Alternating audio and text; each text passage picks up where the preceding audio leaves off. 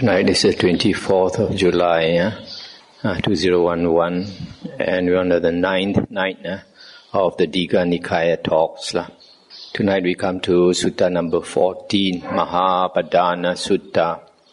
This is the start of the second book of the Digha Nikaya. This second book is called the Great Division, Mahavagga.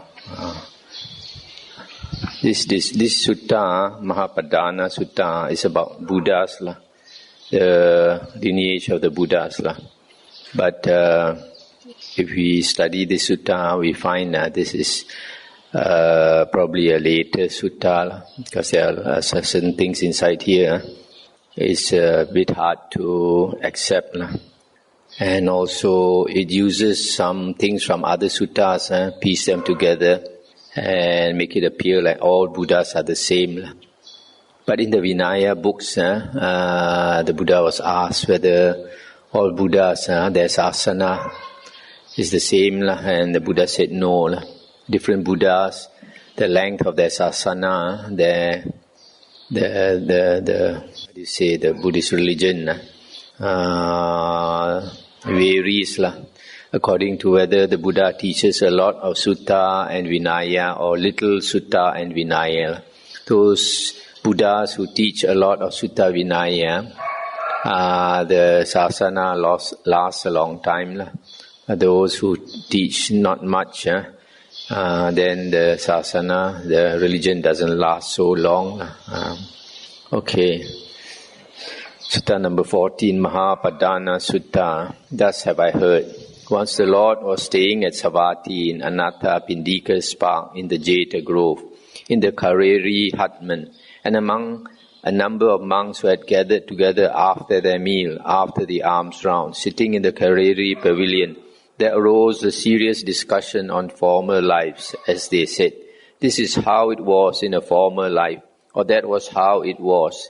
And the Lord, with a purified divine ear faculty surpassing the powers of humans, heard what they were talking about. Getting up from his seat, he went to the Kareri pavilion, sat down on the prepared seat and said, "Monks, what was your conversation as you sat together? What discussion did I interrupt?" And they told him, "Well, monks, would you like to hear a proper discourse on past lives?"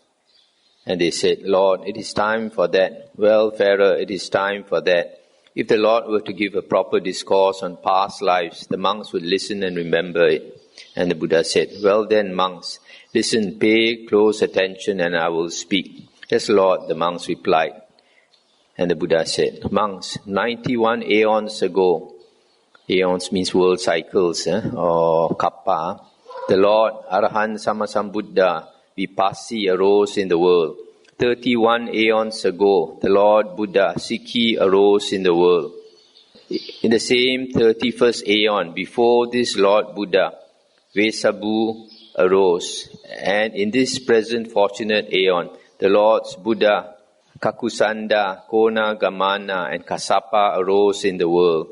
And monks, in this present fortunate aeon, I too have now arisen in the world as a fully enlightened Buddha, as a Sammasambuddha." Stop here for a moment. So, in another sutta, the Buddha mentioned that one night he probably didn't sleep. He didn't rest. He contemplated the past. He looked for a very long time. One aeon or one world cycle is very, very long. The Buddha said, hard to imagine how long it is. And for the Buddha to contemplate 91 world cycles, it probably took him the whole night. And he said, in the 91 world cycles that he contemplated, only 6 Sammasambuddhas appeared. But as I mentioned, there are many, many Pacceka Buddhas at any one time. Like in the Isigili Sutta, there were 500 Pacceka Buddhas at one time.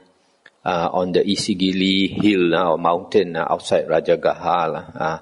So that's why I always say 99.99% of Buddhas are Pacceka Buddhas who refuse to teach the Dhamma to the whole world. The Lord Buddha Vipassi was born of Katya race and arose in a Katya family. The Lord Buddha Sikhi, likewise. The Lord Buddha Vesabu, likewise. The Lord Buddha Kakusanda was born of Brahmin race and arose in a Brahmin family.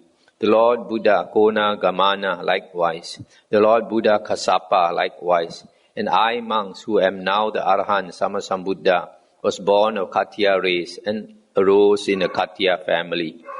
The Lord Buddha Vipassi was of the Kondanya clan. The Lord Buddha Sikhi, likewise. The Lord Buddha Vesabu, likewise. The Lord Buddha Kakusanda was of the Kassapa clan. The Lord Buddha Kona Gamana, likewise. The Lord Buddha Kassapa, likewise. I, who am now the Arahant Sammasambuddha, am of the Gotama clan. In the time of the Lord Buddha Vipassi, the lifespan was 80,000 years. In the time of the Lord Buddha Sikhi, 70,000. In the time of the Lord Buddha Vesabu, 60,000. In the time of the Lord Buddha Kakusanda, 40,000. In the time of the Lord Buddha Kona Gamana, 30,000. In the time of the Lord Kassapa, it was 20,000 years. In my time, the lifespan is short, limited and quick to pass. It is seldom that anybody lives to be 100. The Lord Buddha Vipassi gained his full enlightenment at the foot of a trumpet flower tree. The Lord Buddha Sikhi under a white mango tree. The Lord Buddha Vesabu under a sal tree. The Lord Buddha Kakusanda under an acacia tree. The Lord Buddha Kona Gamana under a fig tree. The Lord Buddha Kassapa under a banyan tree. And I became fully enlightened at the foot of an asata tree. The Lord Buddha Vipassi had the pair of noble disciples, Kanda and Tissa. The Lord Buddha Sikhi had Abibu and Sambhava. The Lord Buddha Vesabu had Sona and Uttara. The Lord Buddha Kakusanda had Vidura and Sanjiva. The Lord Buddha Kona Gamana had Biosa and Uttara. The Lord Buddha Kassapa had Tissa and Bharadvaja. I myself now have the pair of noble disciples, Sariputta and Moggallana. The Lord Buddha Vipassi had 3 assemblies of disciples, one of 6,800,000, one of 100,000, and one of 80,000 monks. And these 3 assemblies were all Arahants. The Lord Buddha Sikhi had 3 assemblies of disciples, one of 100,000, one of 80,000, and one of 70,000 monks, all Arahants. The Lord Buddha Vesabu had 3 assemblies, one of 80,000, one of 70,000, and one of 60,000 monks, all Arahants. The Lord Buddha Kakusanda had 1 assembly, 40,000 monks, all Arahants. The Lord Buddha Kona Gamana had 1 assembly, 30,000 monks, all Arahants. The Lord Buddha Kassapa had 1 assembly, 20,000 monks, all Arahants. I, monks, have 1 assembly of disciples, 1,250 monks, and this 1 assembly consists only of Arahants. The Lord Buddha Vipassi's personal attendant was the monk Asoka. The Lord Buddha Sikhi's was Kemankara. The Lord Buddha Vesabu's was Upasanaka. The Lord Buddha Kakusanda was Vuddhija. The Lord Buddha Kona Gamanas was Sotija. The Lord Buddha Kassapas was Sabbamita. My chief personal attendant now is Ananda. The Lord Buddha Vipassi's father was King Banduma. His mother was Queen Bandumati. And King Banduma's royal capital was Bandumati. The Lord Buddha Sikhi's father was King Aruna. His mother was Queen Pabhavati. King Aruna's capital was Arunavati. The Lord Buddha Vesabu's father was King Supatita. His mother was Queen Yasavati. King Supatita's capital was Anupama. The Lord Buddha Kakusanda's father was the Brahmin Agidatta. His mother was the Brahmin lady Visakha. The king at that time was called Kema. His capital was Kemavati. The Lord Buddha Kona Gamana's father was the Brahmin Yanyadatta. His mother was the Brahmin lady Uttara. The king at that time was Soba. His capital was Sobhavati. The Lord Buddha Kassapa's father was the Brahmin Brahmadatta. His mother was the Brahmin lady Dhanavati. The king at that time was Kiki. His capital was Varanasi. And now monks, my father was King Suddhodana. My mother was Queen Maya. And the royal capital was Kapilavatu. Thus the Lord spoke, and the wayfarer then rose from his seat and went to his lodging. Stop here for a moment. So from here you can see that the facts here are a bit distorted because the Buddha here in this sutta says that my father was King Suddhodana, Raja Suddhodana. His father was actually Raja Suddhodana, but not the king, because the term Raja is used for the royal family. Just like now in Malaysia, we have many Rajas who are not the king or the sultan or sultan. And we know from the Majjhima Nikaya Sutta, what's the name of that sutta? Dhamma, monuments to the Dhamma. What's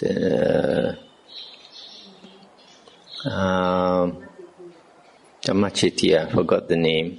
But in that sutta, the Buddha said, it was said that the Buddha was a citizen of Kosala. And the king of Kosala was Pasenadi, and there's only one king in a country. And the Buddha belonged to the Sakyan race.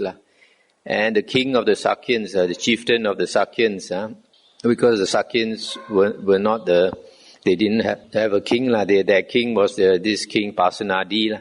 But the clan, the chieftain was a man called what's his name? Badia. This Badia, he renounced, became a monk because of his good friend Anuruddha persuaded him. And within a few months of renouncing, he became an arahant. So it's mentioned in the Vinaya books.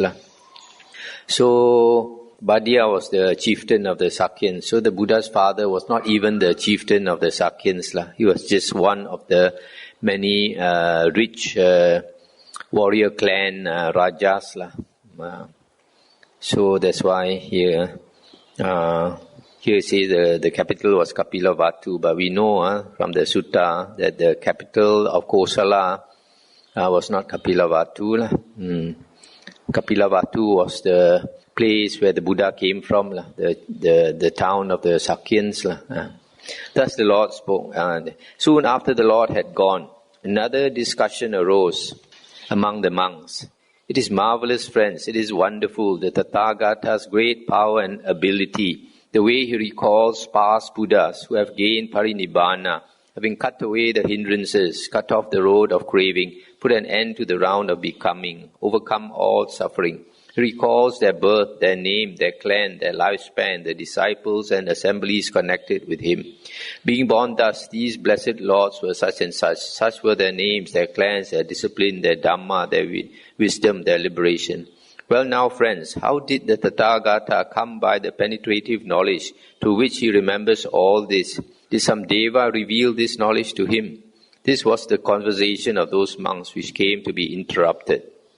Then the Lord, rising from the seclusion of the rest period, went to the Kareri pavilion and sat down on the prepared seat.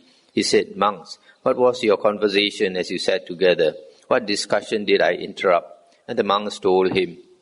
And the Buddha said, "The Tathagata understands these things by his own penetration of the principles of Dhamma, and Devas too have told him.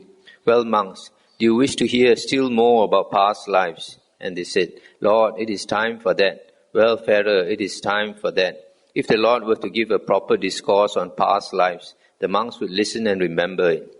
And the Buddha said, "Well then, monks, listen, pay close attention, and I will speak." "Yes, Lord," the monks replied. And the Buddha said, "Monks, 91 aeons ago, the Lord, Arahant, Sammasambuddha, Vipassi arose in the world. He was born of Katya race and rose in a Katya family. He was of the Kondanya clan. The span of his life was 80,000 years. He gained his full enlightenment at the foot of a trumpet flower tree. he had the pair of noble disciples, Skanda and Tissa, as his chief followers. He had 3 assemblies of disciples, one of 6,800,000, one of 100,000, and one of 80,000 monks, all arahants. His chief personal attendant was the monk Asoka. His father was King Banduma, and his mother was Queen Bandumati. The king's capital was Bandumati. And so monks, the Bodhisattva Vipassi, descended from the Tusita heaven, mindful and clearly aware, into his mother's womb. This, monks, is the rule. It is the rule, monks, that when a Bodhisattva descends from the Tusita heaven into his mother's womb, there appears in this world with his Devas, Maras and Brahmas, his ascetics and Brahmins, princes and people, an immeasurable splendid light, surpassing the glory of the most powerful Devas. And whatever dark spaces lie beyond the world's end, chaotic, blind and black, such that they are not even reached by the mighty rays of sun and moon, are yet illumined by this immeasurable splendid light, surpassing the glory of the most powerful Devas. And those beings that have been reborn there recognize each other by this light and know. Other beings too have been born here, and this 10,000 world system trembles and quakes and is convulsed. And this immeasurable light shines forth. That is the rule. It is the rule that when a Bodhisattva has entered his mother's womb, 4 Devas come to protect him from the 4 quarters, saying, "Let no man, no human being, no thing whatever harm this Bodhisattva or this Bodhisattva's mother." That is the rule.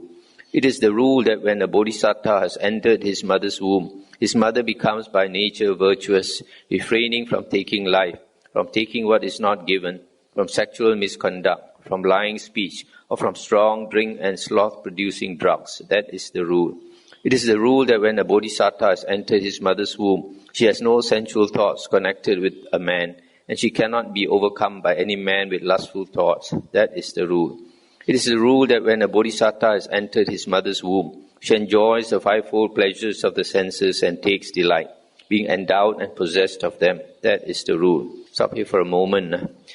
This part is hard to believe. Firstly, that the 10,000 world system trembled and quaked, and immeasurable splendid light surpassing the glory of the most powerful Devas shone. This is because before a Buddha is enlightened, he's like many ordinary beings or many Aryans. When Aryans are born, this doesn't happen because in this world there are still many Aryans.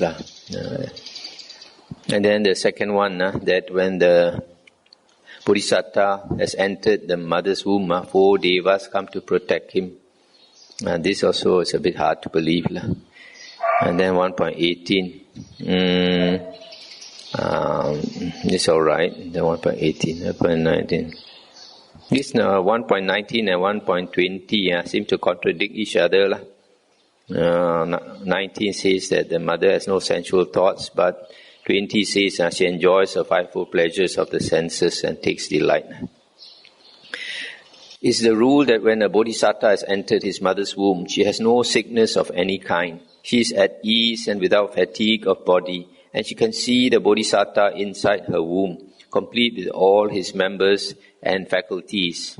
Monks, it is as if a gem, a beryl, pure, excellent, well cut into 8 facets, clear, bright, flawless and perfect in every respect, was strung on a blue, yellow, red, white or orange cord, and a man with good eyesight, taking it in his hand, would describe it as such.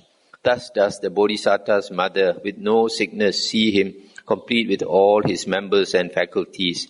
That is the rule. It is the rule that when the Bodhisattva's mother dies, 7 days after his birth, and is reborn in the Tusita heaven, that is the rule. It is the rule that whereas other women carry the child in their womb for 9 or 10 months before giving birth, it is not so with the Bodhisattva's mother, who carries him for exactly 10 months before giving birth. That is the rule. It is the rule that whereas other women give birth sitting or lying down, it is not so with the Bodhisattva's mother, who gives birth standing up. That is the rule. It is the rule that when the Bodhisattva issues from his mother's womb, Devas welcome him first, and then humans. That is the rule. It It is a rule that when the Bodhisattva issues from his mother's womb, he does not touch the earth. 4 devas receive him and place him before his mother, saying, "Rejoice, your majesty, a mighty son has been born to you." That is the rule. It is the rule that when the Bodhisattva issues from his mother's womb, he issues forth stainless, not defiled by water, mucus, blood, or any impurity, pure and spotless. Just as when a jewel is laid on muslin from Kasi, the jewel does not stain the muslin, or the muslin the jewel. Why not? Because of the purity of both. It is the same. In the same way, the Bodhisattva issues forth stainless. That is the rule. It is the rule that when the Bodhisattva issues forth from his mother's womb, 2 streams of water appear from the sky, one cold, the other warm, with which they ritually wash the Bodhisattva and his mother. That is the rule.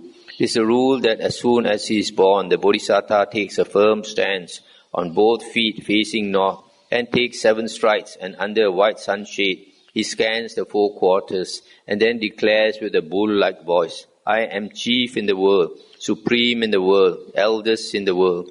This is my last birth. There will be no more re-becoming." That is the rule. It is the rule when the Bodhisattva issues from his mother's womb, there appears in this world an immeasurable splendid light, etc. This is the rule. Stop here for a moment. So here another list, which is quite far-fetched. I personally don't accept it. This one, like 1.21, says the mother can see the baby inside her, complete with all the members and faculties. So you must ask, what does she see it with? She hasn't developed the divine eye. On the flesh eye, you can't see through the skin. You see the baby inside. This one, after the Bodhisattva's birth, 7 days after the Bodhisattva's birth, the Bodhisattva's mother dies and is reborn in the Tusita. This is supposed to be the case with our Bodhisattva, our Buddha Gautama or Sakyamuni Buddha. But it's doubtful whether this happens for every Buddha. And then it says here the mother gave birth to the Bodhisattva standing up. It's also hard to accept. And also that when he is born, the Devas welcome him first. And then also, so the Devas, when he is born, the Devas hold him so that he does not touch the earth and put him before the mother. This is also hard to accept. And also when he is born, he's stainless, not defiled by water or blood or anything. Also hard to understand. And this one, when he's born, 2 streams of water appear from the sky, one cold and the other warm. This is even harder to accept. This one, in the, I think Dhammapada commentary, the story is there. One of the stories is that the Buddha is supposed to have shown this psychic power that from his body, cold and hot water came out. But this is just a story, and looks like they have put it in here. Then 1.29, when the Bodhisattva is born, he can take 7 steps and proclaim, "I am chief in the world." That is very hard to accept. Monks, when Prince Vipassi was born, they showed him to King Banduma and said, "Your Majesty, a son has been born to you. Deign, sire, to look at him." The king looked at the prince and then said to the Brahmins skilled in science, "You gentlemen are skilled in science. Examine the prince." The Brahmins examined the prince and said to King Banduma, "Sire, rejoice, for a mighty son has been born to you. It is a gain for you, sire. It is a great profit for you, sire, that such a son has been born into your family. Sire, this prince is endowed with the 32 marks of a great man. To such, only 2 courses are open. If he lives the household life, he will become a ruler, a wheel-turning righteous monarch of the law. conqueror of the four quarters, who has established the security of his realm and is possessed of the 7 treasures. These are the wheel treasure, elephant treasure, horse treasure, jewel treasure, woman treasure, householder treasure, and counselor treasurer. He has more than 1,000 sons who are heroes of heroic stature, conquerors of the hostile army. He dwells, having conquered this sea-girt land without stick or sword, by the law. But if he goes forth from the household life into homelessness, then he will become an Arahant, Sammasambuddha, one who draws back the veil from the world. And what, sire, are the 32 marks? He has 1. He has feet with level tread. 2. On the soles of his feet are wheels with 1,000 spokes. 3. He has projecting heels. 4. He has long fingers and toes. 5. He has soft and tender hands and feet. 6. His hands and feet are net-like. 7. He has high raised ankles. 8. His legs are like an antelope's. 9. Standing and without bending, he can touch and rub his knees with either hand. 10. His male organs are enclosed in a sheath. 11. His complexion is bright, the color of gold. 12. His skin is delicate and so smooth that no dust adheres to it. 13. His body hairs are separate, 1 to each paw. 14. They grow upwards, bluish-black like collyrium, growing in rings to the right. 15. His body is divinely straight. 16. He has the 7 convex surfaces. 17. The front part of his body is like a lion's. 18. There is no hollow between his shoulders. 19. He is proportioned like a banyan tree. His height is as the span of his arms. 20. His bust is evenly rounded. 21. He has a perfect sense of taste. 22. He has jaws like a lion's. 23. He has 40 teeth. 24. His teeth are even. 25. There are no spaces between his teeth. 26. His canine teeth are very bright. 27. His tongue is very long. 28. He has a Brahma-like voice like that of the Karavika bird. 29. His eyes are deep blue. 30. He has eyelashes like a cow's. 31. The hair between his eyebrows is white and soft like cotton down. 32. His head is like a royal turban. Sire, this prince is endowed with the 32 marks of a great man. To such only 2 courses are open. If he lives the household life, he will become a ruler, a wheel-turning righteous monarch of the law. But if he goes forth from the household life into homelessness, then he will become an Arahant, Sammasambuddha, one who draws back the veil from the world. Then King Banduma, having clothed these Brahmins in fresh clothes, satisfied all their wishes. And King Banduma appointed nurses for Prince Vipassi. Some suckled him, some bathed him, some carried him, some dandled him. A white umbrella was held over him night and day, that he might not be harmed by cold or heat or grass or dust. And Prince Vipassi was much beloved of the people. Just as everybody loves a blue, yellow or white lotus, so they all loved Prince Vipassi. Thus he was born from lap to lap. And Prince Vipassi had a sweet voice, a beautiful voice, charming and delightful. Just as in the Himalaya mountains, the Karavika bird has a voice sweeter, more beautiful, charming and delightful than all other birds, so too was Prince Vipassi's voice the finest of all. And owing to the results of past karma, the divine eye was present to Prince Vipassi, with which he could see for a league or yojana, day and night alike. And Prince Vipassi was unblinkingly watchful, like the 33 gods. And because it was said that he was unblinkingly watchful, the prince came to be called Vipassi. When King Banduma was trying a case, he took Prince Vipassi on his knee and instructed him in the case. Then putting him down from his knee, his father would carefully explain the issues to him. And for this reason, he was all the more called Vipassi. Then King Banduma caused 3 palaces to be built for Prince Vipassi, one for the rainy season, one for the cold season, and one for the hot season, to cater for all the 5-fold sense pleasures. There Prince Vipassi stayed in the rainy season palace for the 4 months of the rainy season. With no male attendants, surrounded by female musicians, he never left that palace. Stop here for a moment. So here it describes 32 characteristics of a great man, 32 marks of a great man. This comes from the Indian tradition, the Brahmin tradition.